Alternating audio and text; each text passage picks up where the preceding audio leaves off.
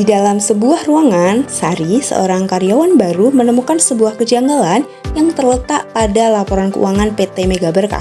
Ia pun bertanya kepada Lina seniornya. PT Mega Berkah?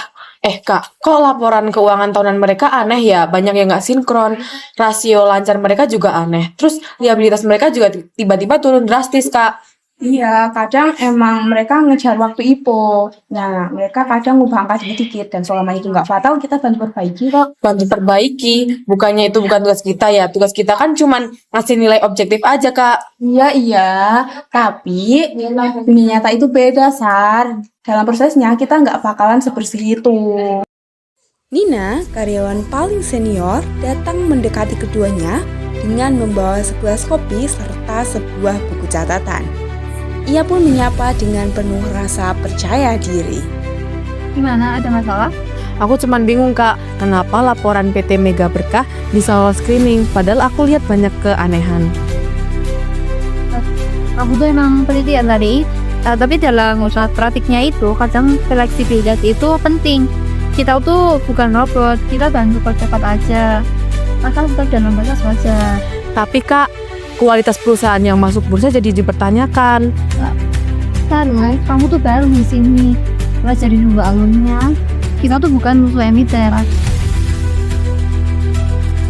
Sari membisu sejenak. Firasatnya mulai mengatakan ada sesuatu yang tidak berjalan dengan semestinya. Siang harinya, Lina duduk sendirian. Matanya fokus menatap ponsel. Pesan dari Lina terbaca dengan jelas. Besok jam 7 pagi meeting dengan klien. Jangan lupa presentasi khusus kita. Saat Lina tengah fokus membaca pesan tersebut, Lina pun datang menghampirinya dan duduk di samping Lina. Gimana? Masih mikirin laporan Sari tadi? Dia nggak salah, Min. Laporannya emang aneh banget. Kita nggak bantu perusahaan yang emang udah nggak layak. Lina, kita tuh udah terlalu jauh. Kalau kita fokus sekarang, semuanya bisa jatuh. Masuk kamu. Aku cuma capek. Dulu aku bangga banget kerja di BI. Tapi sekarang, waktu lihat angka itu, aku kayak ngerasa lagi nipu orang.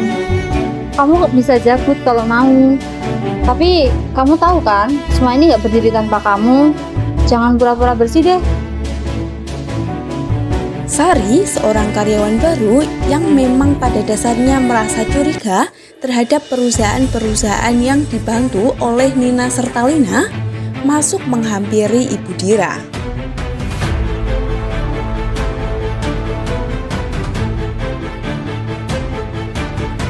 Bu Dira, boleh bicara sebentar?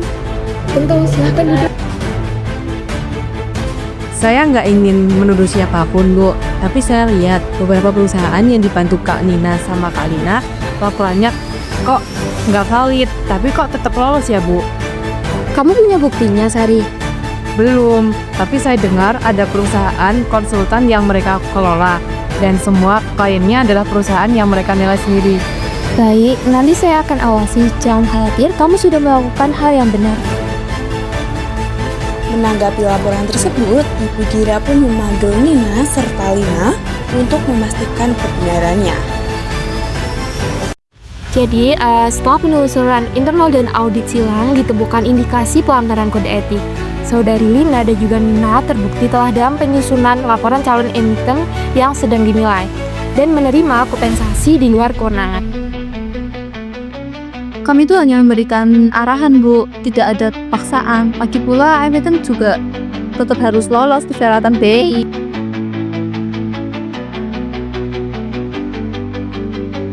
Tapi kalian tidak berhak berada di dua posisi sekaligus. Ini konflik kepentingan dan berdampak pada kredibilitas pasar. Lina terlihat ingin bicara, namun rekannya menahannya untuk tidak bicara. Kemudian, Sari masuk membawa dokumen-dokumen tambahan dan menyerahkannya kepada Ibu Dira. Sama-sama. Jadi mulai hari ini kalian saya nonaktifkan sementara. Di akhir cerita, Sari dan Ibu Dira duduk di kursi ruang tunggu. Tak ada poster besar soal integritas di sekitar mereka. Namun, apa yang telah mereka hadapi di BEI, makna kata itu terasa lebih nyata dari sebelumnya.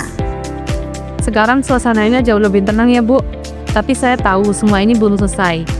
Kamu sudah belajar satu hal penting. Sistem itu bisa berubah kalau kita mau bersuara. Saya cuma nggak mau tempat ini rusak karena kepentingan beberapa orang.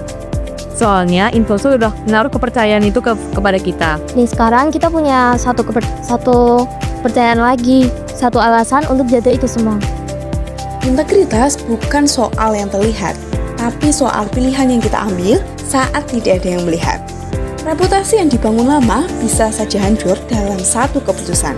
Karena itulah, bersih bukan pilihan, namun sebuah kewajiban.